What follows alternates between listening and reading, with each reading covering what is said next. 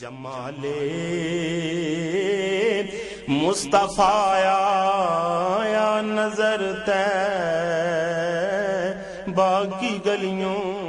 بسم اللہ الرحمن الرحیم. الحمدللہ رب العالمین والعاقبۃ للمتقین والصلاة والسلام علی سید الانبیاء والمرسلین وعلی آلہ واصحابہ وازواجہ واہل بیتہ وذریاتہ اجمعین. اعوذ باللہ من الشیطان الرجیم. بسم اللہ الرحمن الرحیم. ان اللہ وملائکتہ یصلون علی النبی یا ایھا الذین آمنوا صلوا علیہ وسلموا تسلیما. اللہم صلی علی محمد النبی الامی وعلی آلہ وسلم. بسم اللہ الرحمن الرحیم. رب اشرح لی صدری ویسر لی امری واحلل عقدۃ من لسانی یفقہوا قولی. بسم اللہ الرحمن الرحیم. وقل جاء الحق وزهق الباطل ان الباطل کان زہوقا. آج ہم اپنے درس نمبر 7 کا آغاز کرنے جا رہے ہیں، اور اس درس نمبر 7 کا آغاز ہو رہا ہے سلسلہ ترغیب و ترہیب سے. آئیے شروع کرتے ہیں. بسم اللہ الرحمن الرحیم. سب سے پہلے ایک شعر ہے: جس نے رسول صلی اللہ علیہ وسلم کے رمز کو پہچان لیا، جس نے رسول صلی اللہ علیہ وسلم کے رمز کو پہچان لیا، اس کو دوسرے کا خوف بھی شرک لگتا ہے. ہم سچ بولتے وقت ہر ایک سے ڈرتے ہیں، کبھی مینیجر سے، کبھی ایس ایچ او سے، کبھی پڑوس سے، کبھی رشتہ داروں سے، کبھی نظام سے، کبھی رواج سے. یہ سب شرک ہے. جب میرے دل میں اللہ، رسول صلی اللہ علیہ وسلم اور قرآن کے سوا کچھ ہے تو روز محشر رسوائی کے سوا کچھ نہیں. نبی صلی اللہ علیہ وسلم کا عشق ہی دنیا و آخرت کی کامیابی کی کنجی ہے. اللہ سبحانہ و تعالی نے اپنے حبیب صلی اللہ علیہ وسلم کو دنیا میں ہی حوض کوثر کی چابی عطا فرما دی. انا اعطینک الکوثر، بے شک ہم نے آپ صلی اللہ علیہ وسلم کو کوثر عطا کی. قوت عشق سے ہر پست کو بالا کر دے، قوت عشق سے ہر پست کو بالا کر دے، دہر میں اس میں محمد سے اجالا کر دے صلی اللہ علیہ وسلم. جب کوئی کہتا ہے کہ ہماری لیڈرشپ خراب ہے، فلاں خراب ہے، لیکن ہمارے پاس تو دنیا کا سب سے بڑا لیڈر موجود ہے، کیونکہ اللہ عز و جل نے فرمایا: قل ان کنتم تحبون اللہ فاتبعونی یحببکم اللہ. آپ صلی اللہ علیہ وسلم فرما دیجئے میرے بندوں سے کہ اگر تم مجھ یعنی اللہ سے محبت کرتے ہو تو محبوب صلی اللہ علیہ وسلم کی اتباع لازم ہے، پھر اللہ بھی تم سے محبت کرنے لگیں گے. ہمارا معاملہ یہ ہے کہ ہمارے کاروبار میں کوئی اور لیڈر، سیاست میں کوئی اور، معاملات میں کوئی اور لیڈر، ہر ایک کا اپنا اپنا لیڈر ہے. ہم نے آپ صلی اللہ علیہ وسلم کے اسوہ حسنہ کو سمجھا ہی نہیں. کامیابی کا مدار اسی اسوہ حسنہ کو اپنانے میں ہے. ہر شعبے میں ہمارا لیڈر آپ صلی اللہ علیہ وسلم ہی ہونے چاہیے ہیں. کہ محمد سے وفا تو نے تو ہم تیرے ہیں، کہ محمد سے وفا تو نے تو ہم تیرے ہیں، یہ جہاں چیز ہے کیا لوح و قلم تیرے ہیں صلی اللہ علیہ وسلم. اس کے بعد ہم ماقبل سے رد پڑھیں گے، یعنی ہم دیکھیں گے کہ ہم نے درس نمبر 6 میں کیا پڑھا تھا، اس کا مختصر سا جائزہ ہے. اس کے بعد آغاز ہے درس نمبر 7 کا. تو ہم نے دیکھا کہ حضرت عبداللہ کا حضرت بی بی آمنہ علیہ السلام سے نکاح ہوا. آپ صلی اللہ علیہ وسلم رحم مادر میں تھے اور حضرت عبداللہ کی وفات ہو گئی. آپ صلی اللہ علیہ وسلم کی ولادت سے 50 یا 55 روز پہلے اصحاب فیل کا واقعہ پیش آیا. آپ صلی اللہ علیہ وسلم کی ولادت کے وقت بی بی آمنہ علیہ السلام نے حیرت انگیز مناظر دیکھے. ہماری نیکسٹ ہیڈنگ ہے بوقت ولادت رونما ہونے والے واقعات. ایک روایت میں آتا ہے کہ ام المؤمنین حضرت عائشہ رضی اللہ تعالی عنہا فرماتی ہیں، مکہ مکرمہ میں ایک یہودی تھا جو تجارت کرتا تھا۔ جب وہ رات آئی جس میں سید عالم صلی اللہ علیہ وسلم نے ولادت فرمائی، تو اس یہودی نے کہا کہ اے گروہ قریش، آج رات تم میں کوئی فرزند پیدا ہوا ہے۔ قریشیوں نے کہا ہمیں معلوم نہیں۔ اس یہودی نے کہا کہ آخری امت کا نبی پیدا ہو گیا ہے، اور اس کے دونوں شانوں کے درمیان ایک علامت ہے جس میں گھوڑے کی رگ کی مانند بال مجتمع ہیں۔ پھر اس یہودی کو بی بی آمنہ علیہ السلام کے پاس لائے۔ اس نے کہا اپنے فرزند کی زیارت کرواؤ۔ پھر اس نے پشت مبارک سے قمیض اٹھا کر علامت دیکھی تو وہ بے ہوش ہو کر زمین پر گر پڑا اور کہنے لگا خدا کی قسم، بنی اسرائیل سے نبوت جاتی رہی۔ نیکسٹ ہیڈنگ ہے ایوان کسریٰ میں زلزلہ، دریائے ساوا کا خشک ہونا، دریائے سماوا کا بہہ پڑنا۔ اسی شب یہ واقعہ بھی پیش آیا کہ ایوان کسریٰ میں زلزلہ آیا جس سے محل کے 14 کنگرے گر گئے۔ 14 کنگر سے مراد 14 خلفاء ہیں، یعنی ایک بادشاہ کے بعد دوسرے بادشاہ کی ترتیب۔ مثال کے طور پر 14 بادشاہوں کے مصنوعی بت بنا رکھے تھے، ٹھیک ہے۔ اور فارس کا آتش کدہ جو 1000 سال سے مسلسل جل رہا تھا، کبھی بجھتا نہیں تھا، وہ بجھ گیا۔ اور دریائے ساوا خشک ہو گیا، اور جو دریا خشک تھا یعنی دریائے سماوا وہ بہہ پڑا۔ جب صبح ہوئی تو کسریٰ یعنی بادشاہ پریشان ہو گیا۔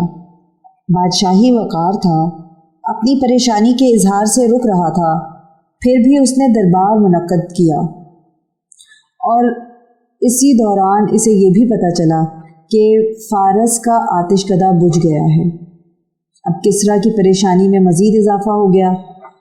ادھر دربار میں ایک شخص نے کھڑے ہو کر کہا کہ اس نے رات میں یہ خواب دیکھا ہے کہ سخت اونٹ عربی گھوڑوں کو کھینچے لیے جا رہے ہیں اور دریائے دجلہ سے پار ہو کر تمام ممالک میں پھیل گئے ہیں۔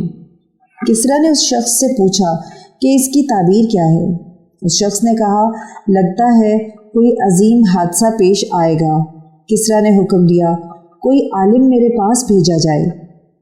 کسریٰ کے پاس ایک بڑے عالم کو بھیجا گیا جس کا نام عبد المسیح تھا۔ عبد المسیح نے کہا اگر میں آپ کی رہنمائی نہ کر سکا تو اس کی تحقیق میرے ماموں سطیح سے ہو سکے گی جو آج کل شام میں رہتا ہے۔ سطیح ایک کاہن شخص تھا۔ کسریٰ نے حکم دیا کہ پھر اپنے ماموں سے ہی تحقیق کروا کے آؤ۔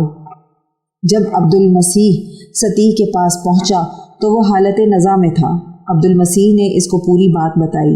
سطیح نے کہا خوب سن لو، خوب سن لو۔ جب کلام الہی کی تلاوت کثرت سے ہونے لگے، صاحب عصا یعنی نبی ظاہر ہو جائیں، وادی سماوا بہہ پڑے، دریائے ساوا خشک ہو جائے، فارس کی آگ بجھ جائے، تو سطیح کے لیے شام نہ رہے گا، یعنی ہمارا مذہب ختم ہو جائے گا، اور چند عورتیں اور چند مرد بقدر کنگر یعنی 14 کنگرے جو ایوان کسریٰ میں گرے ہیں بادشاہت کریں گے۔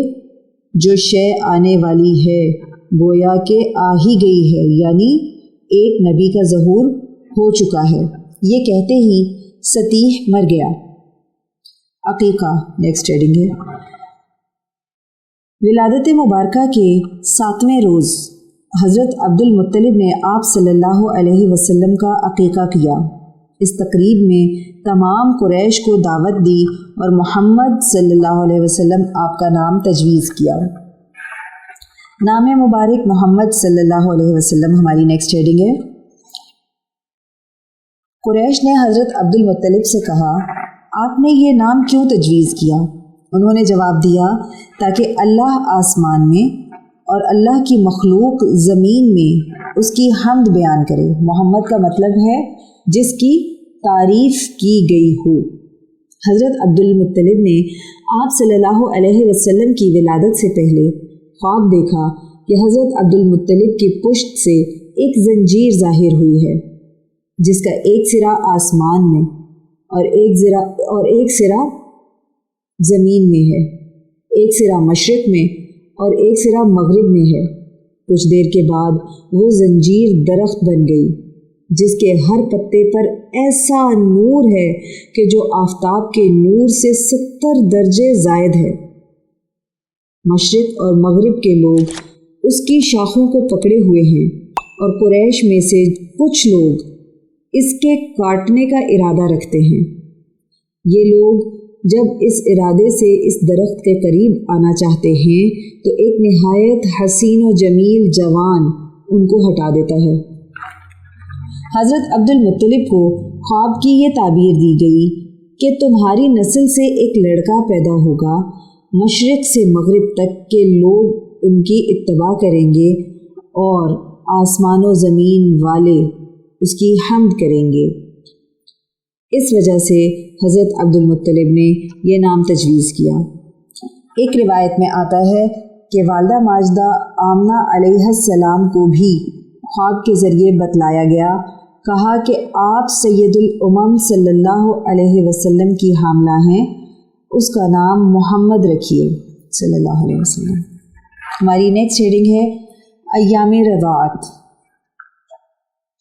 سب سے پہلے جس نے حضور صلی اللہ علیہ وسلم کو دودھ پلایا وہ ابو لہب کی باندی سویبہ تھی۔ جس رات نبی صلی اللہ علیہ وسلم کی ولادت ہوئی، سویبہ نے ابو لہب کو بشارت دی کہ تمہارے بھائی حضرت عبداللہ کے گھر فرزند پیدا ہوا ہے۔ ابو لہب نے خوشی کے موقع پر اس کو آزاد کرنے کا حکم دیا کہ جاؤ اس فرزند کو دودھ پلاؤ۔ اللہ سبحانہ و تعالی نے اس خوشی و مسرت کے موقع پر جو ابو لہب نے آپ صلی اللہ علیہ وسلم کی ولادت پر ظاہر کی، اس کے عذاب میں کمی کر دی اور پیر کے دن اس پر سے عذاب اٹھا لیا جاتا ہے۔